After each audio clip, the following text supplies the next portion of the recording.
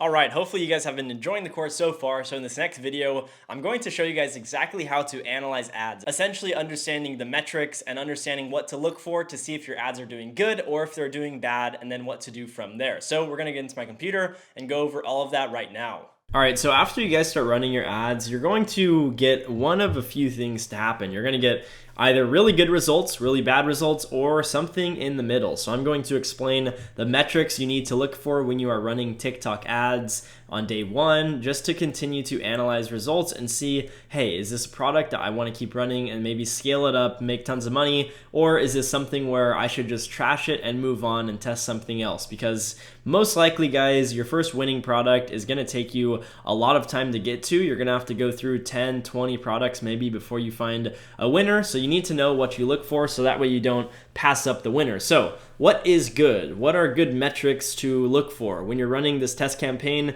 you are looking for some sales. So essentially, you're looking for some ad groups, like maybe not the whole campaign, doesn't have to be profitable, but if you have more than one ad group, like maybe 2 or 3 that are actually getting you sales and it's profitable or maybe break even, that's honestly a great sign, because if you can manage your ads, turn some stuff off, and scale properly, you can get really profitable. Now, for exact metrics, you should be looking for a CPC, which is cost per click, of less than 50 cents. If you're getting it around there or a little bit less, you're probably on the right track. If you're getting a CPM of less than $5, same thing, that's a good metric to look for. And for ROAS, minimum of 2 ROAS. If it's a little bit less, that's fine, but that's bare minimum. Anything above that, that's way good. And then lastly, you want to be looking for at least more than one purchase. Like 2 to 3 is a good sign. If you can get more than that, like if you can somehow maybe spend $50 and get $200 in sales day one, that's amazing. So these are all good metrics that you should be looking for. Now, those are the good. What are the bad metrics? If you're getting no sales or maybe only one sale and it's really unprofitable, that's a bad sign. You don't want to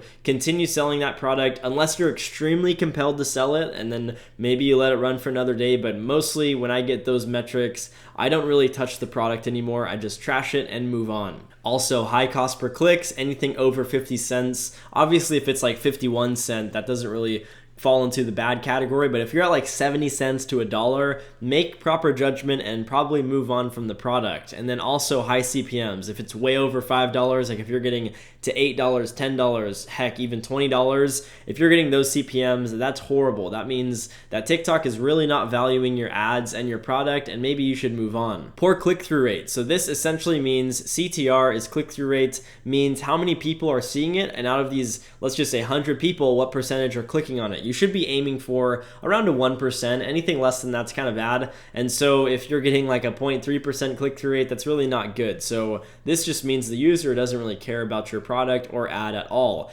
Now, what is the middle ground? Well, cheap ad metrics, but no purchases. This is a tough situation because it's like, hey, I'm getting cheap clicks, cheap CPMs, everything looks good, but when they get to my site, they just bounce. You can make your offer better, so optimize the product price or something along those lines to potentially get more purchases. You could also get better product photos, so maybe don't do the white background, do something a little better, and that could help out with getting purchases. And then also site speed, it could just be too slow and you need to speed it up. That could be something as well. I did have a student who had a product that had cheap metrics but no purchases, and we optimized pretty much all that stuff, and he ended up profiting over 100 grand in the last 60 days. So if you can definitely dial in your lander and your site speed and everything like that, it will work very well if you're getting cheap metrics. Now, if you're barely break even or maybe you're a bit unprofitable, I would just let it run another day to really either seal the deal and consider it a good product or a bad product. Because if you just have one day to judge it, it's a little tough if you're on the fence. So let it run for another day if you can, and then you will make your decision after that day